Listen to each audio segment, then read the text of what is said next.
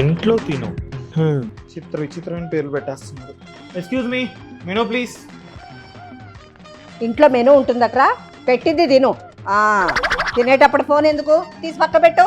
అరే అంత పలచగా కలుపుకుంటామేంట్రా, మరింత చిక్కగా కలుపుకో. సెటిల్ ఏదైనా ఉందా? అది గాలి తిరుగుతూ కూర్చుంటావా? ఆ పొట్ట చూస్తే ఎలా ఉందో అది తగ్గించి త్వరగా పెళ్లి చేసుకో. అన్నా వడియాలు తినరా.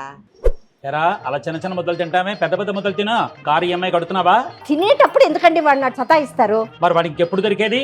ఊళ్ళంతా తిరగడమే సరిపోతుంది వాడికి. ఎరా ఎవత్తి రష్మి? పిల్లాంటి ఏంటండి, వాడి ఫ్రెండో ఏమో, అది కూడా మీరే అడగాల.